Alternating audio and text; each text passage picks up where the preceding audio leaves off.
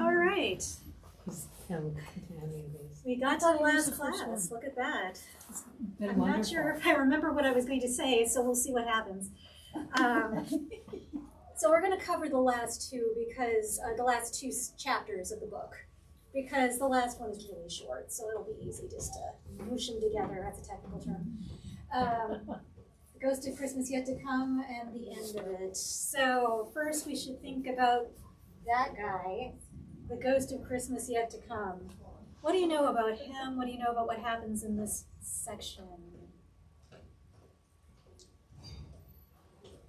He always seemed like the Grim Reaper.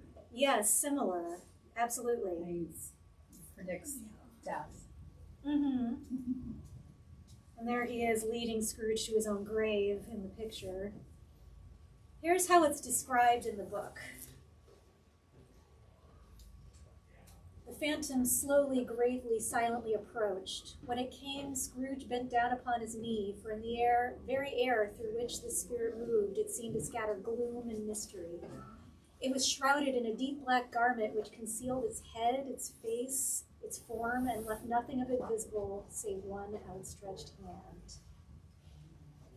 He again describes how mysterious it is. Its mysterious presence filled him with solemn dread. When a really good writer uses the same word twice like that, I always notice, because usually they don't repeat themselves that way, so it must mean something. He knew no more, for the spirit neither spoke nor moved. So what do you get here? What are we learning about him? Kind of left to himself. How do you mean? Like, Well, there had been a guide. yes. previously. And now, Yes, now the guide isn't talking, right? yeah, He's not explaining anything. That's a really good point, especially, I think, with what he says next. It thrilled him with a vague, uncertain horror to know that behind the dusky shroud there were ghostly eyes intently fixed upon him, while he, though he stretched his own to the utmost, could see nothing but a spectral hand in one heap of black. The ghost can see him. He can't see the ghost. The future can look back and look at you. You can't see the future, right? mhm. The future is veiled to you. He can't see or understand it.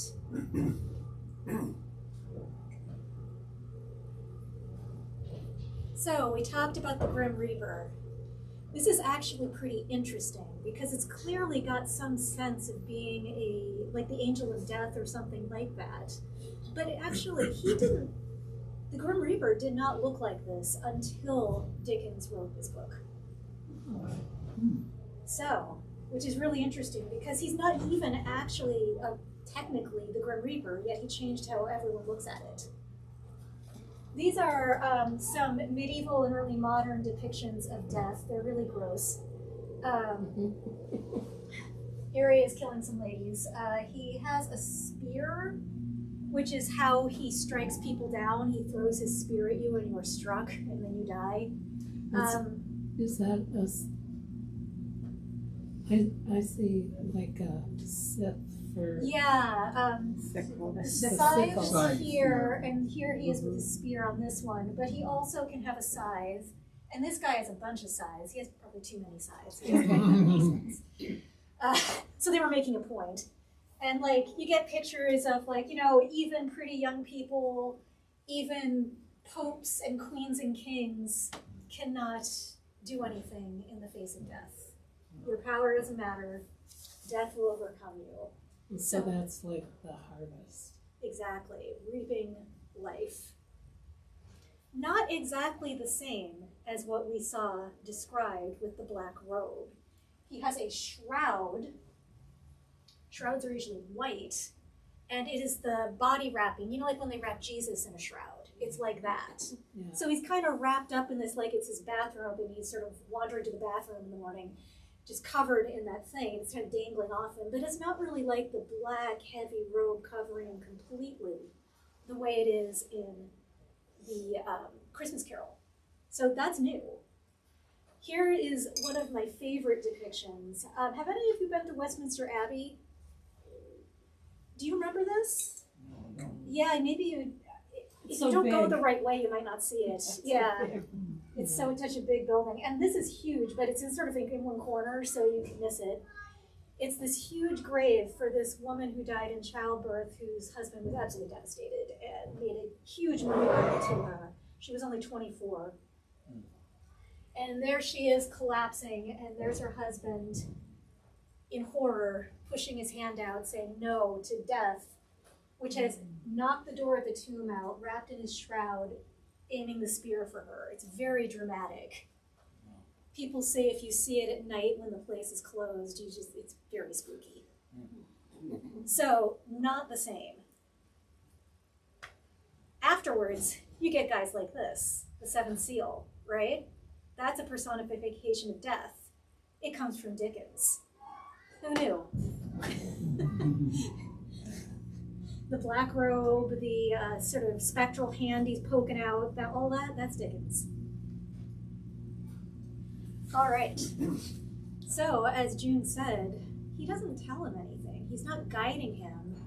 He's just sort of gliding along, and Scrooge has to come to his own conclusions, which is new for him here. And the first place they go is the London Stock Exchange, and that's a drawing of what it looked like maybe 10 years before this. But it would have been very, very similar. Just huge, big stone building with a huge, tall roof. It's a mall now, which is kind of funny. It's But a mall. It's like a shopping mall. And they have all like stalls at the bottom, and it's very, very loud because the sound echoes. So he shows up, and a bunch of people he knows are talking. No, I don't know much about it either way. I only know he's dead. What has he done with his money? I haven't heard.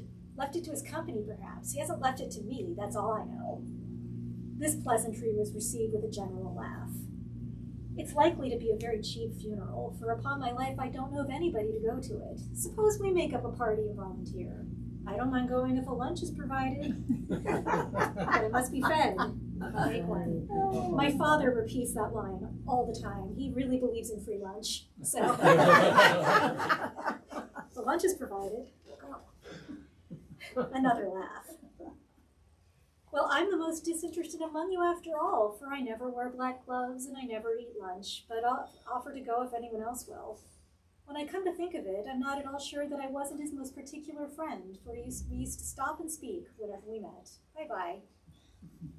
At funerals, they would often give you black gloves with like a memoriam to the person who died embroidered on it, and you could just wear them for like whatever kind of events you would wear black gloves for. And this guy's saying, well, I don't wear those, and I don't eat lunch, so I'm disinterested. I'm doing this out of the kindness of my heart because we were best friends, because we talked sometimes. He always said hi to me.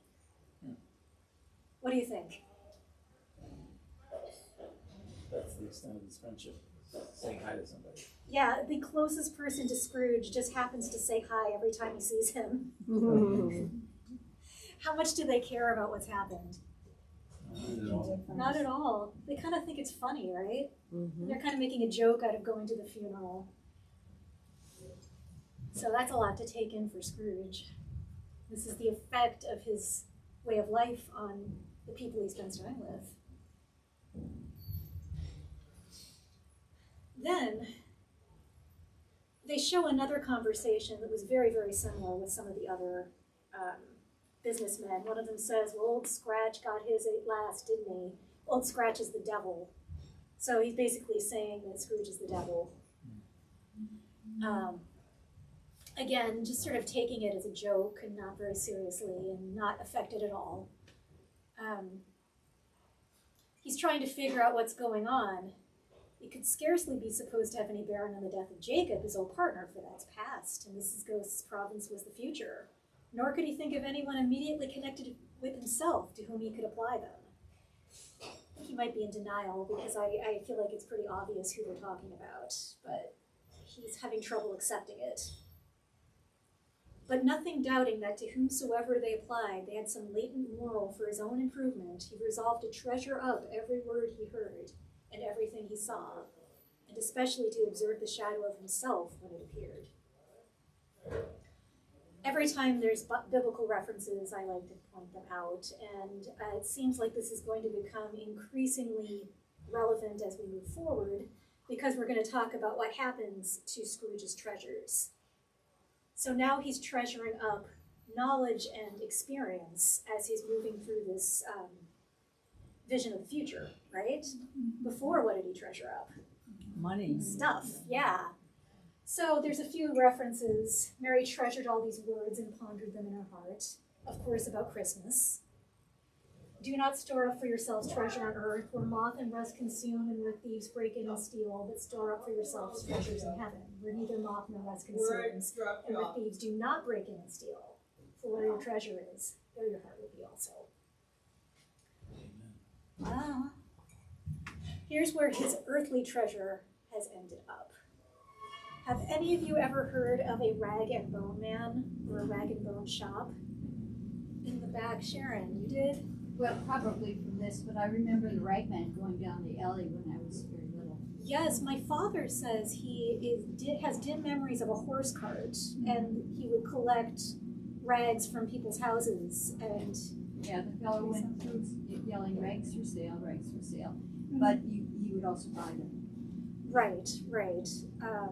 So it's basically like recycling. Everything takes so much effort to make back then, and the components are valuable. So you don't throw things away unless they're absolutely unusable again. And they'll find all sorts of ways to reuse rags. You can use them to make paper, you can use them for, cleaning, patching, etc. Unweave the thread if it's valuable and reweave it, etc., etc. So that and things like kitchen grease and bone marrow and stuff that you would think of as like going in the garbage disposal, like they kept it because it could be reused or sold.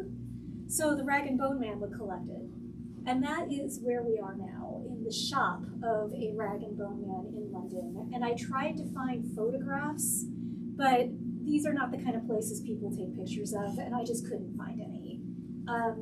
This is a drawing of some women sorting rags at a rag and bone shop. You can see it's kind of a dingy, poor place in a bad neighborhood, which is the same thing we have here. Scrooge went into an obscure part of town where he had never penetrated before, although he recognized its situation and its bad repute. Far in this den of infamous resort, there was a low-browed beetling shop below a penthouse roof where iron, old rags, bottles, bones, and greasy offal were bought.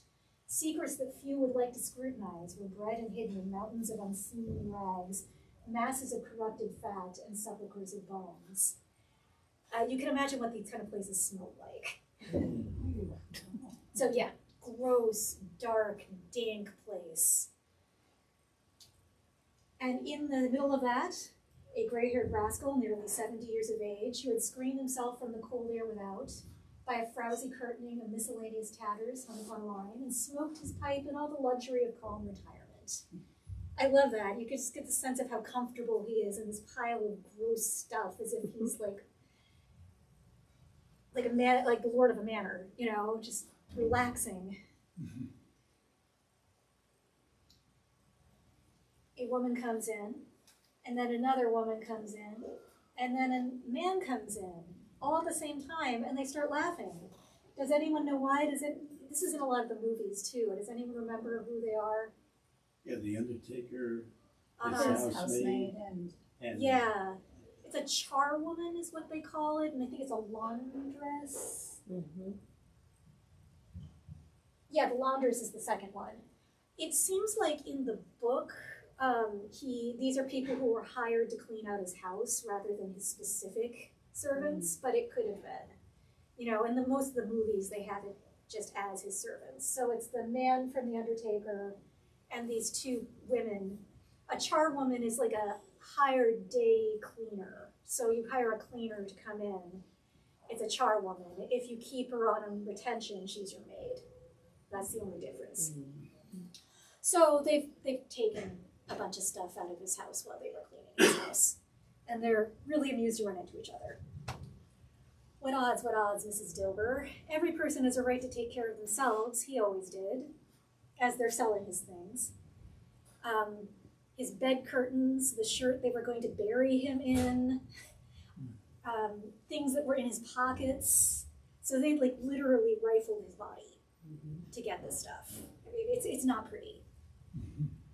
If he wanted to keep them after he was dead, wicked old screw, why wasn't he natural in his lifetime? If he had been, he'd have had someone to look after him when he was struck with death instead of lying gasping out his last there alone by himself. It's the truest word that was ever spoke. It's a judgment on him. I wish it was a little heavier judgment, replied the woman, and it should have been, you may depend on it, if I could have laid my hands on anything else. She's saying she wished she could have gotten more. This is the end of it, you see. He frightened everyone away from him when he was alive to profit us when he was dead. And they laugh about it. I don't think the point here is very subtle. It's almost like, I feel like it's like a little like, almost like a law of the jungle where like nature just closes in on any gap or resource or anything left behind and just sucks it up. You know what I mean? Like nothing gets left for long. Like, Well, the thing about this reminds me of the beginning when they described him. I mean, he had no attachments or he had no Yes. interpersonal relationships at all. He didn't care about humanity. he didn't want people near him. His intention was to And push it now away. he's, like, I'm regretting it. There's just such a flip now, even back to the scene in the not the monkey boat. You know, where they were Right. talking about his death and going to his funeral. I don't even know if he went to Jacob Marley's funeral. Yeah, And all of a sudden now he has compassion for this man that he isn't accepting that it's him. He's still thinking it's somebody Yes. else, but he never had compassion for people before, whether he's thinking and about some of the human others. feelings and what it would be like to be in this situation, right? Which he didn't think about before. The previous, experiences he had with these different Christmas leaders was just really getting him to the point where he could understand and appreciate what he was missing. Whereas if this was just presented him as the first time around, Right. he just shoved it off. Yeah, he might have found it upsetting or like dark, but he might have just brushed it away. He had to know what it would be like to have human connections. And then we see the consequences of not having human connections. He's almost made himself unhuman by pushing away other people. So, treasures in heaven instead of treasures on earth, because they all just get ripped up and sucked away and taken to the Ragged Bone Man. Then we go to the deathbed. I really like that picture, it's so creepy. And I like how the body kind of reflects the ghost of Christmas Yet to Come. They look the same. The way the shape is. People do beautiful illustrations for this story all the time. So they go to the deathbed. The bed curtains are gone, all his stuff is gone, it's just a sheet over a body. And Scrooge thinks he's supposed to pull the sheet off, but he just can't do it. His legs are collapsing from beneath him. He's shaking so hard. And he hears in his head, no voice pronounced these words in Scrooge's ears, yet he heard them when he looked on the bed. It's almost like the ghost is communicating psychically to him, or he's having some kind of prophetic experience. O cold, cold, rigid, dreadful death, set up thine altar here, and dress it with such terrors as thou hast at thy command. For this is thy dominion. But of the loved, revered, and honored dead, thou canst not turn one hair to thy dread purposes, or make one feature odious. It is not that the hand is heavy and fall down when released. It is not that the heart and pulse are still, but that the hand was open, generous, and true. The heart brave, warm, and tender, and the pulse amends. Strike, shadow, strike, and see his good deeds springing from the wound to sow the bond of life anew. I think it's very beautiful and almost sounds biblical, and I think there's a few biblical references here. There's probably one really jumping out to you, I would guess. Sowing of the seed.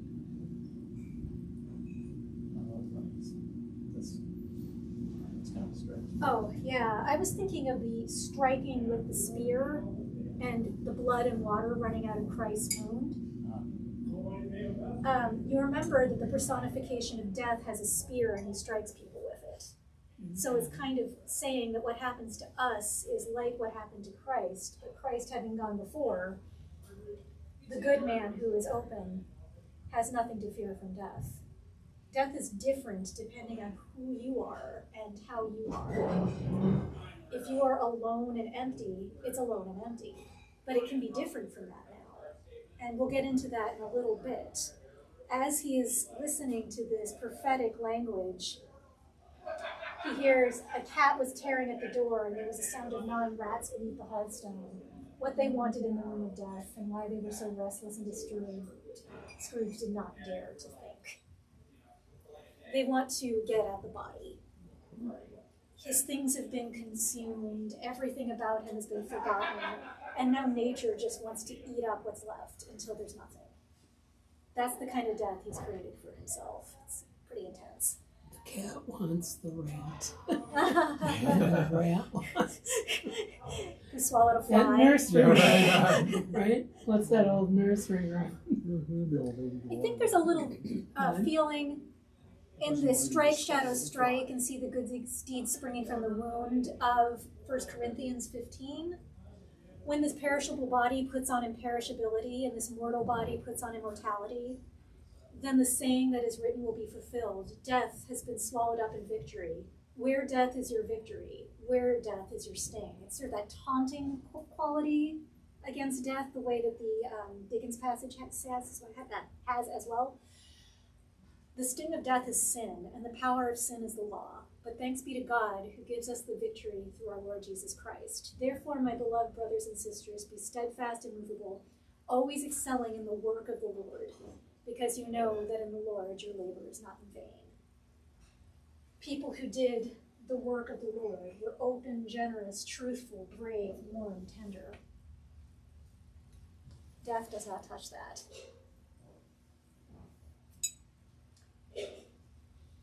We go somewhere else. Scrooge wants to see someone who's feeling something, some emotion, because the son of this person died. Does anyone care that he died? Well, yeah. This lady cares that he died. Her name's Caroline. She's not in most of the film adaptations, but she's here. And she's pretty worried about something.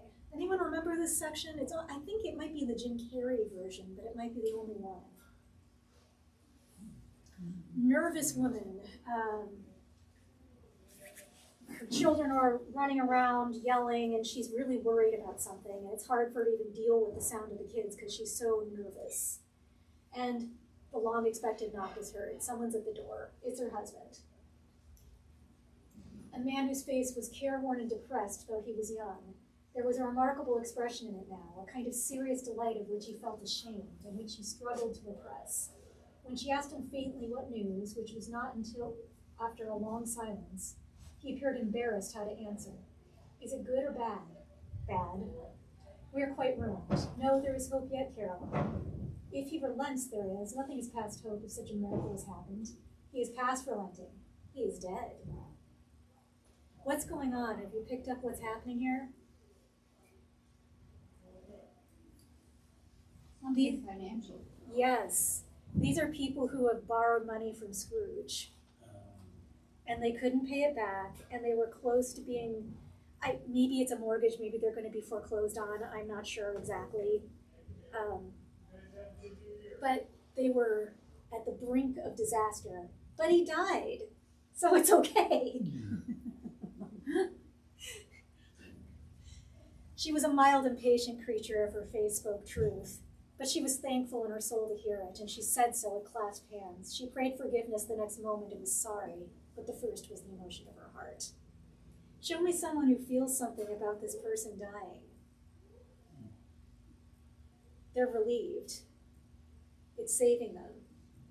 That's the emotion he's getting here.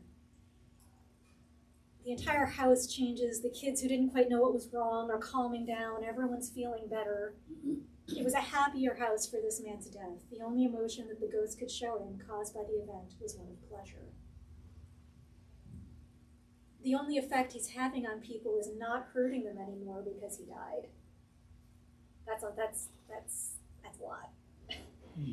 This one can be very intense for such a sort of G-rated happy story that everyone loves. It can be kind of a lot, you know? I don't know what show, that reminds me of a show we watched last night Mhm. about, I don't know what the name of the show was, but there was a doctor who had been killing her patients by poisoning them Oh my with goodness. mercury. And they finally caught her. Mm-hmm. And when the police caught her, she looked at the police and said, "Thank you for stopping me. I don't know why I've been doing this." Right, that the only reason something ended was because she couldn't keep going. And that was kind of the situation here. Right. Yeah. So Scrooge is pretty upset by that, understandably, and he wants to see some tenderness associated with death. So we get to go to the Cratchits. And Tiny Tim has died, and we see the situation around that. Quiet, very quiet. The noisy little Cratchits were as still as statues in one corner and sat looking up at Peter who had a book before him. The mother and the daughters were engaged in sewing, but surely they were very quiet. And he took a child and set him in the midst of him. Where had Scrooge heard those words? He had not dreamed them. The boy must have read them out as he and the spirit crossed the threshold. Why did he not go on? What do you think about that Bible passage? That's from Matthew. Truly I tell you, unless you change and become like children, you will never enter the kingdom of heaven. Whoever becomes humble like this child is the greatest in the kingdom of heaven. Whoever welcomes one such child in my name welcomes me. We talked a little about Tiny Tim last time. And I don't know about you, but I kind of see him as an opposite of Scrooge. Like someone who knows that he can't earn safety and security and create that for himself by collecting money. He doesn't have the capacity to do that. He can only be safe by loving people and being loved by them and having connections with them. He can't produce anything that's worth anything to them except for his love, and that is valuable. We saw Fred, Scrooge's cousin, Scrooge's nephew, and his wife and their friends playing, and it's saying that Christmas is a time to be children because its mighty founder was a child himself. Here, he took a little child and set him in the midst of them. That being like a little child, knowing you're vulnerable, knowing you need love, that's what really creates connections that last and matter. Dickens loved this passage. It was his favorite Bible passage.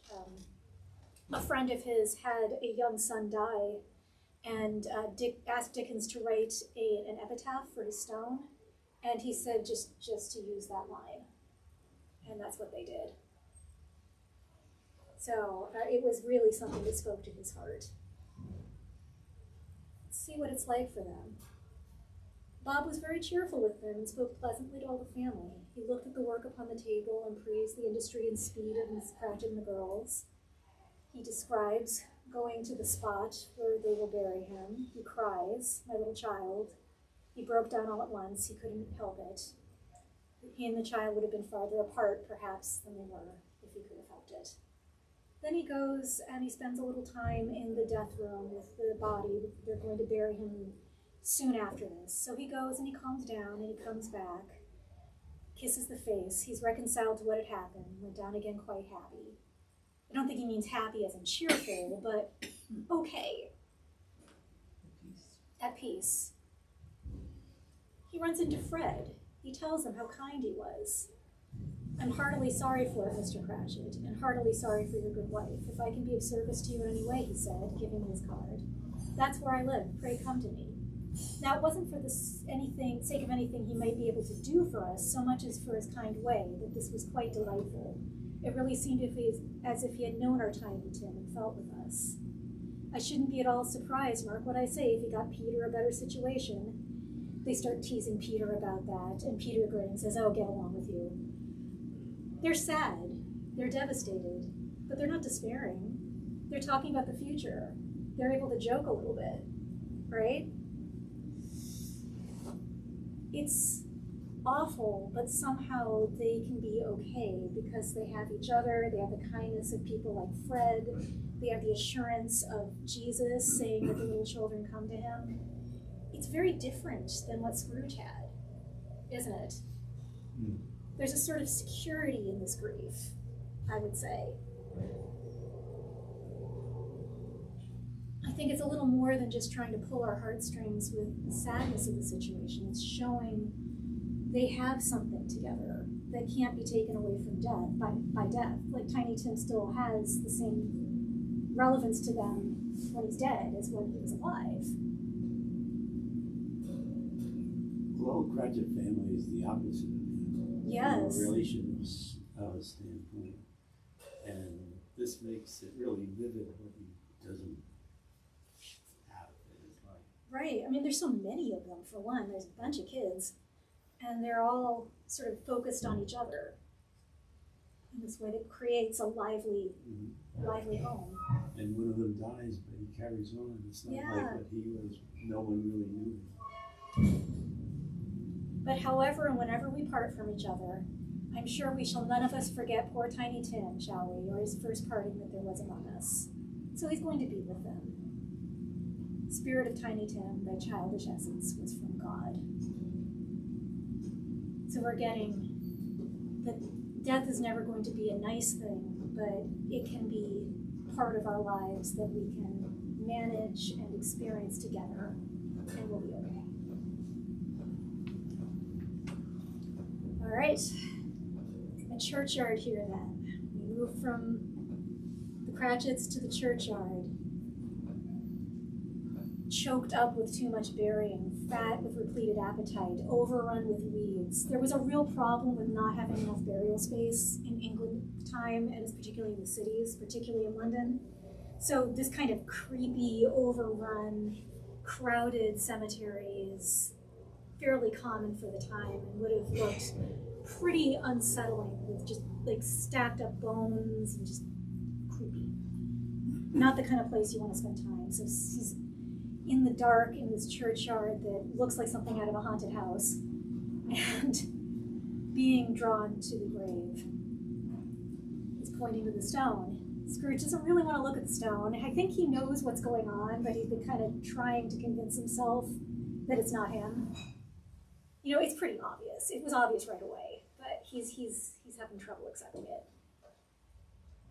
Before I draw nearer to the stone to which you point, answer me one question. Are these the shadows of things that will be, or are they the shadows of things that may be only? No answer. The future is not going to tell you what happens. You have to find out. Men's courses will foreshadow certain ends to which it persevered in. They must lead. But if the courses be departed from, the ends will change. Say it thus with what you show me. Scrooge crept towards it. He sees the name. Am I the man who lay upon the bed? The finger was still there. What do you think about that constant pointing?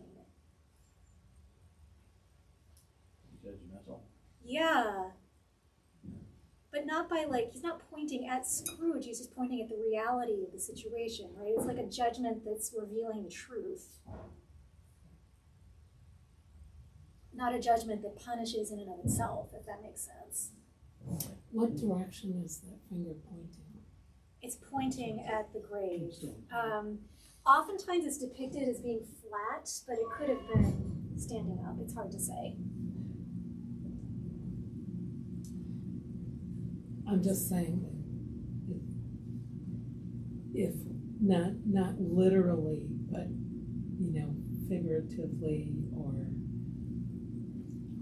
in your heart, where is that finger pointing? Because the person looking at the painting, as well as reading the book, thinking about the characters, is where is that finger pointing for all of us? Kind of towards the future, the inevitability that we'll all end up in the grave eventually, right? Yeah, no one escapes it. And so the future just points forward no matter what is ahead. You can't do anything else. That life on earth has an end. Mm-hmm. And time Time moves forward and doesn't Yeah. move backwards. And, Yeah, and the ghost of time absolutely. goes all over. 'Cause it's I am not the man I was. I will not be the man I must have been but for this intercourse. Why show me this if I am past all hope? For the first time the hand appeared to shake. Good spirit, your nature intercedes for me and pities me. Assure me that I may change these shadows you have shown me by an altered life. The kind hand trembled. What do you make of that? Something jumping out about the description that might seem surprising? I'm really leading with this question. Well, it's a good spirit, it's not a, Yeah. not a, that's, tends to think of the Holy Spirit, but Yes. I won't start for the day. Good spirit, your nature intercedes for me. His kind hand. There's something more going on here than it being death or the future. Likewise, the Spirit helps us in our weakness, for we do not know how to pray as we ought, but the very Spirit intercedes with groanings too deep for words. Your nature intercedes for me. Mhm. This is the presence, we had the presence of Christ with us incarnate in the Ghost of Christmas Present. This is the Spirit. Invisible, inscrutable, hard to understand, but present there, in a way guiding us invisibly through what we experience. So there's more going on than just the Grim Reaper or fear of the future. It's the ghostly presence of the guidance of God. I will live in the past, the present, and the future. The spirits of all things shall strive within me. Gee, what does that sound like? It's the Trinity, right? He's making a conversion of faith. I will not shut out the lessons that they teach. Oh, tell me I may sponge away the writing on the stone. As a kid, I would say to my dad, well, he's not going to live forever. I mean, how does he think that's going to work? And he'd say, that's not what he means. That's not what he means. He wants to have a different future that leads to a better end, the kind that we saw at the Cratchit's house. Mm.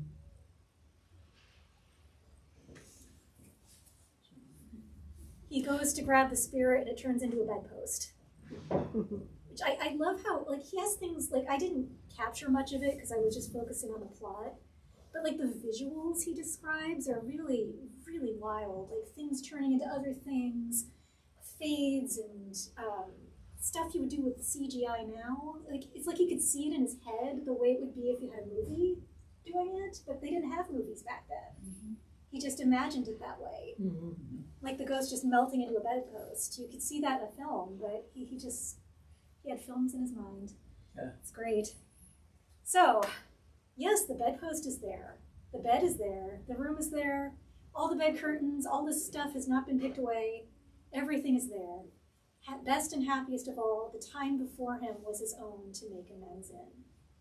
He repeats it again, the spirits of all three shall strive within me. O Jacob Marley, heaven and the Christmas time be praised for this. I say it on my knees, O Jacob, on my knees. He's delighted because he has time. It's not the future yet. He has time now. There's no more spirits telling him what to do or showing him. It's now him. He gets to do it, right? Is having an awakening. Yes, and it's Christmas morning. It's a good time for an awakening. I think, if you go back to the other thing where he says, your good spirit intercedes for me Oh, here it is. and pities me. Yes. And that was, to me, that's a part of the lesson that he needed to learn in his life, to Yes. take pity on people. And to accept And pity it- from people. And, yep. And when flashed back to, taking the children were busy, and he put a child in front of them. Yeah. That verse. I'm thinking on all the pity and all the showing and everything, and that what Scrooge had been doing to adults, Mm-hmm. was also being done to the children, Right, being If shoved that away, being if that makes, avoiding seeing them as valuable, Right, not having a and- connection. and being the Scrooge and demanding payments that people couldn't pay. Mhm. It's like he saw, I might be wrong, but that there's that verse in scripture that says, what you do to the least of these, Yes. you do to me. Yes, So, yeah, just very the much. sewing, tie that into the rag, to the Mhm. rags. There's a lot And, of, but a lot of biblical stuff bouncing around in this story. Sorry. No. It's almost like, you know, we all, at the end of your life, you say, well, I wish I had done this, or I wish I had done that. It's almost like he's given a second chance to Yeah. define what he winds up doing. He has a to-do list now. Yeah, you know, so. And have And you he's ever thrilled woke, by have it. you ever woke from a bad dream? Uh-huh. And I, oh my I goodness, did once. I was thank crashing in an goodness. airplane, and Yeah. I remember waking up and saying, "Thank God I'm in my bed. I'm in my bedroom. I'm not Yeah. crashing." Were you flying the airplane? I was not flying it. No. Okay. I don't know what the significance of it is. But no, the relief. I get what you're saying. Mhm. And now he has time. I don't know what day of month it is. I don't know how long I've been among the spirits. I don't know anything. I'm quite a baby. Never mind, I don't care. I'd rather be a baby. Very good. But being a child, Unless you become like a little child. Yeah. and he doesn't mind not knowing. He's just happy to be here, you know. It describes him having real trouble shaving because he's dancing and he's cutting himself. It's Christmas Day. What's today, my fine fellow? Today, why, Christmas Day, of course. Intelligent boy, remarkable boy. So buy the prize turkey and send it to Bob Cratchit's. He says that it is such a big turkey it would fall over if it tried to stand up. Like, it's that big a turkey. So the joke is he's sending him this absolutely humongous bird, and they will have no idea who did it, and it's the last thing they would ever expect. So Scrooge the first thing he does is play a joke. A joke about giving a gift, but something he thinks is funny, right? Joe Miller never made a joke as sending it to Bob's will be. Joe Miller was a book of jokes, like a popular joke book at the time. So he's already starting to play with other people like a child. He dressed himself in all his best and at last got out into the streets. The people were by this time pouring forth as he had seen them with the ghost of Christmas present. And walking with his hands behind him, Scrooge regarded everyone with a delighted smile. He's just looking at it, oh wow, everything's so great. Look at all these people. He looked so irresistibly pleasant in a word that 3 or 4 good-humored fellows said, "Good morning, sir, a Merry Christmas to you." And Scrooge said often afterwards that of all the blithe sounds he had ever heard, those were the blithest in his ears. You remember way back on page 4 of our facsimile edition, nobody ever stopped him in the street to say with gladsome looks, "My dear Scrooge, how are you? When will you come to see me?" No beggars implored him to bestow a trifle. No children asked him what it was o'clock. No man or woman ever once in all his life inquired the way to such and such a place. Scrooge. It's different now. It's different just because he's feeling different. Like, nothing else is different yet. He's barely done anything, and people are already coming to him because those walls are gone, right? I really like this section. It's like you really need a little bit of a break after all the heavy stuff in the last one. He meets the gentleman. You remember way back in the beginning how 2 gentlemen came into his office and they asked him to give some donations to their version of like the Sauk County Giving Tree, where they do collections from the businesses. And he sends them off and says he won't give them anything. Well, he runs into them here. It sent a pang across his heart to think how this gentleman would look upon him when they met, but he knew what path lay straight before him and he took it. He feels ashamed, but he's not going to let that stop him. He knows the right thing to do, what path lays straight before him. And he does it. Mr. Scrooge, he's confused, he's so pleasant, he's puzzled by the way he's greeting him. What? Yes, that is Short my memory. name. Short memory. Uh-huh. That is my name, and I fear it may not be pleasant to you. Allow me to ask your pardon, and only of the goodness. And he whispers in his ear an amount that must be pretty large to give to the donation. And he says, not a farthing less, there's many back payments included in it. He's trying to make up for the years he never donated by giving a bigger donation this time. So he's thinking about, what can I do to make up for what I did? I don't know what to say to such munificence. You've been so generous. Thank you so much. Don't say anything, please. Come and see me. Will you come and see me? I will, cried the old gentleman, and it was clear he meant to do it. What is Scrooge doing there? Very good. Yes. All he wants is him to come visit, right? They could become friends. So he's bought a turkey, he's talked to some folks, he's made a friend, he's doing good. He went to church and walked about the streets and watched the people hurrying to and fro and patted children on the head and questioned beggars and looked down into the kitchens of houses. I just imagine him hearing and up to the windows and found everything that could yield him pleasure. He had never dreamed that any walk, that anything could give him so much happiness. In the afternoon, he turned his steps towards his nephew's house. What's making him happy? It's change of heart. Yeah. Looking at other people, seeing the life around him, what's going on, just being very open, very childlike, excited about what's happening. About the first 4 words, he went to church. Oh yeah, hey, how about that one? You know, I thought about then what was his childhood like, and the assumption I would say through the text is that he did not attend church. Did he consider himself a Christian? Yeah, it's hard to say. I think he was pretty isolated at the boarding house where he grew up, and we don't know what it was like before that, but you could get the sense that his family might not have been very practicing. Yeah. Well, and About some of Christmas. those even Christian boarding houses were pretty nasty. Yeah, Christian. You know how that is.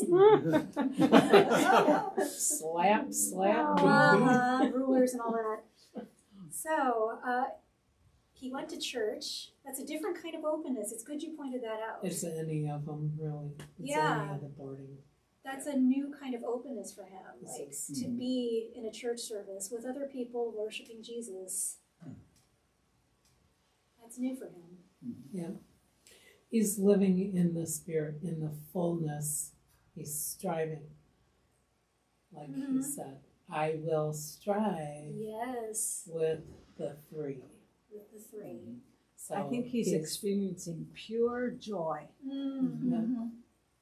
And being so closed off for so long, I bet it feels even more lively when everything rushes in.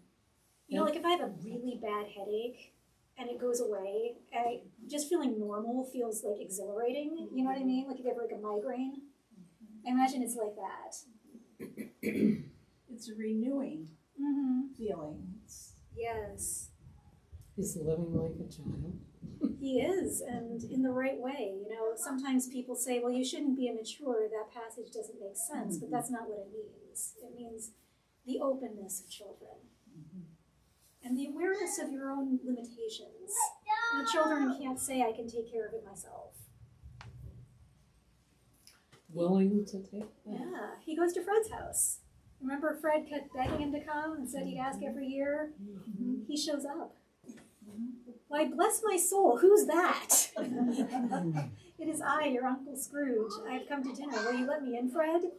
Let him in. It's a mercy he didn't shake his arm off. He was at home in 5 minutes. Nothing could be heartier. Wonderful party, wonderful games, wonderful unanimity, wonderful happiness. With less than 5 minutes, it's like nothing ever was wrong. And they're getting along just fine. He plays another little game. You know, he's playing games with Fred and his family. He was playing a joke on Bob, and he's going to play another joke on Bob. I think Bob might get sick of this at some point. The clock struck 9, no Bob. 1/4 past, no Bob. He was full 18 minutes and a half behind his time. He's a little hungover, probably. Scrooge sat with his door wide open, that he might see him come into the tank.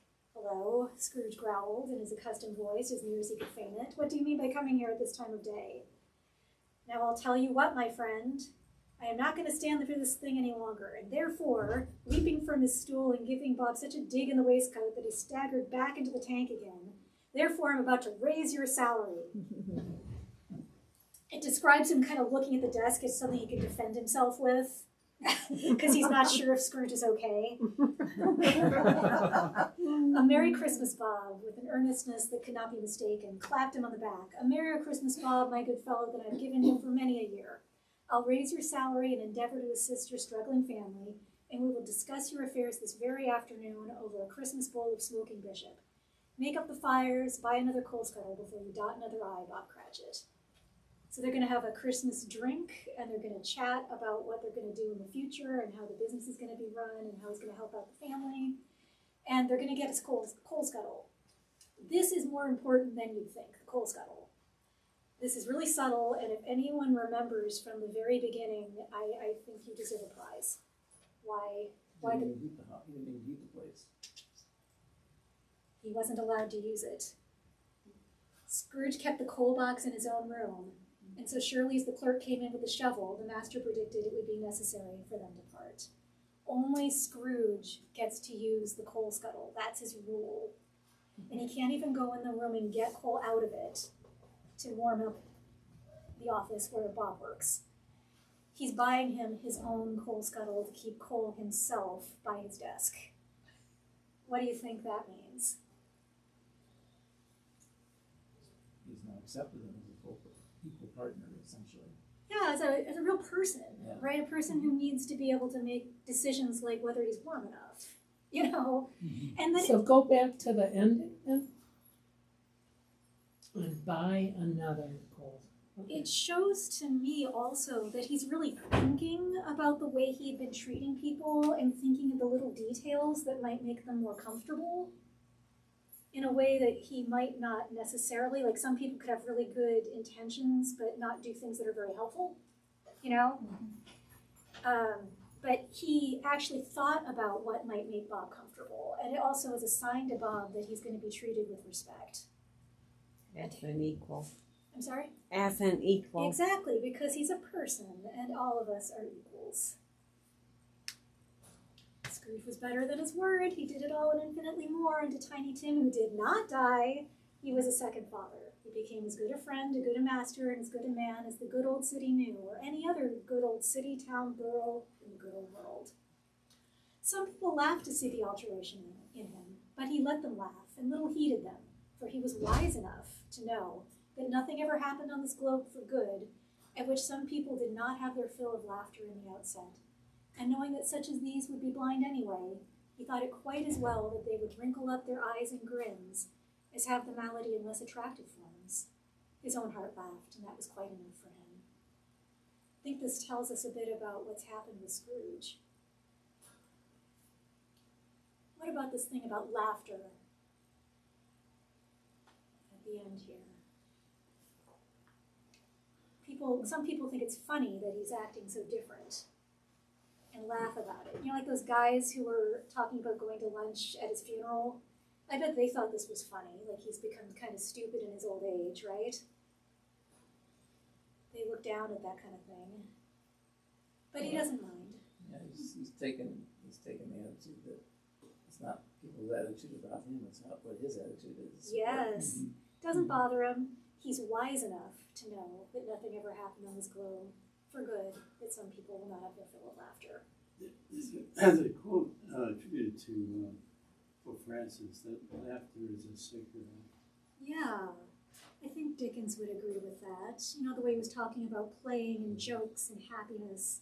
And it seems like he views that as very merry and jolly. It's not just serious happiness, you know, like church happiness where you sit still.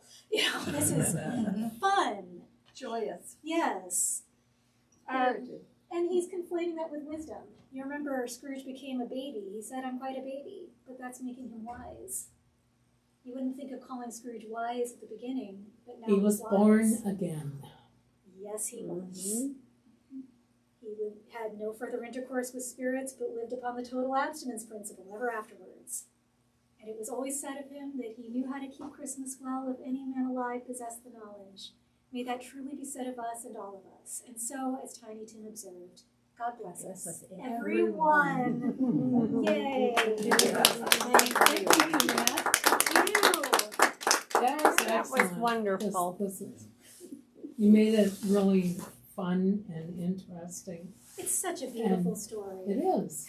If you ever get a chance to reread it, just the way he writes is so beautiful, and you miss a lot of that when I'm just pulling out chunks, you know? He's just such a beautiful writer, and you see so much heart in it. It's not just like he's saying this to be saccharine or to sell a book. He really believes it, you know? And he wants us to as well. Have you done this presentation before? Yeah, I've taught this book in undergraduate courses, so it was a little different, but the same kind of thing. I borrowed some of my notes. All right. Well, thank you, everyone. Thank you. Thank you. Thank you. I think